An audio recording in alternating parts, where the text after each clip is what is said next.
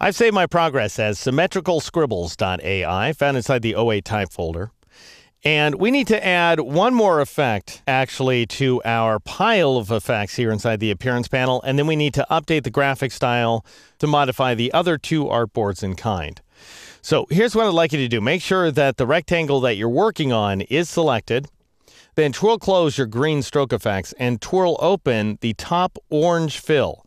So notice the current parchment pattern is the combination of two fills working with each other. So we have a background white fill for the entire rectangle. And then on top of that, we have a very pale yellow fill that has a scribble effect applied to it. And then in front of that, we have a slightly darker orange fill, also with scribble applied to it, a different variation on scribble, incidentally. And then its opacity is set to 15%. So it's a very light scribbly effect.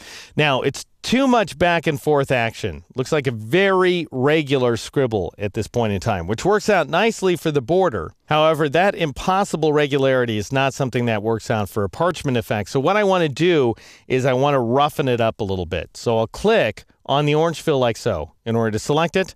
Then I'll go up to the effect menu. Very important that you see the word path over here on the far left side of the control panel. Choose distort and transform and then choose roughen. And here's the options I'm looking for. I'd like you to make sure that relative is turned on as opposed to absolute. We'll see what that means in greater detail in a later chapter. But what it allows us to do here is work as a percentage as opposed to a specific unit increment. And then make sure that the points that we're adding are corner points as opposed to smooth points. Smooth points would be nice arcing curves. We want sharp corners. And I'm going to change the size value to 2%, so a pretty small size value. Then I'm going to tab to the next value to detail, and I'm going to change it to 3 per inch. That is 3 little wiggles per inch. Then press the tab key. If you want to see what kind of difference that makes, turn on the preview checkbox. Doesn't look like it's all that different. Well, that's because I'm applying the effects in the wrong order, which is okay for now. I'll just go ahead and click OK in order to accept that effect. So notice here inside of this orange fill, we're applying roughen first and then we're applying scribble, which is not the order we want. We want to be able to roughen up the effect of the scribble filter. So we need to apply roughen second. And you do that by grabbing roughen like so and just dragging it and dropping it under the word scribble. And you can see this horizontal bar. Once you do, go ahead and drop it into place. And now notice the effect we get. And this is the difference. I'll go ahead and zoom in here so that we can see this effect a little more closely. This is what we had before. If I press Control-Z or Command-Z on the Mac, you can see that we have these straight scribbles, which are only slightly affected by the roughen filter. And then if I press Control-Shift-Z or Command-Shift-Z on the Mac to redo the movement of roughen, now you can see that we're actually roughing up the effects of those scribbles, which gives us a much more satisfactory effect, in my opinion.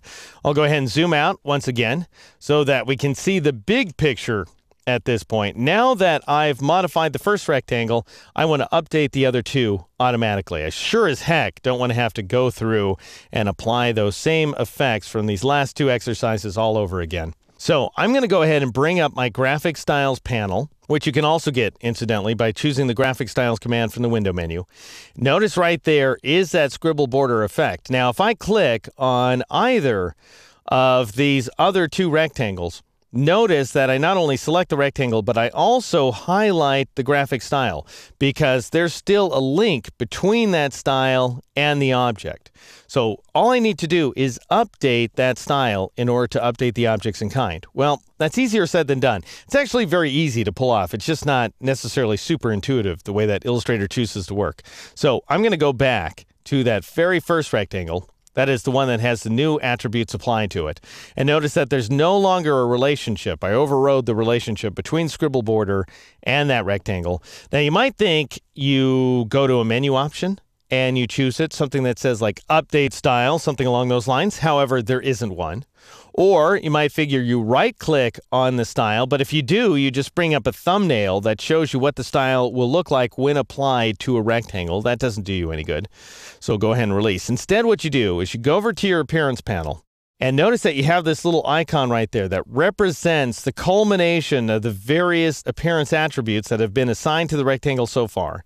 You drag it, and you can either drop it into the Graphic Styles panel in order to create a new style, that works, or you can drop it onto the existing graphic style icon. However, notice you still see a little plus icon next to the cursor, which shows you're still going to add a new style.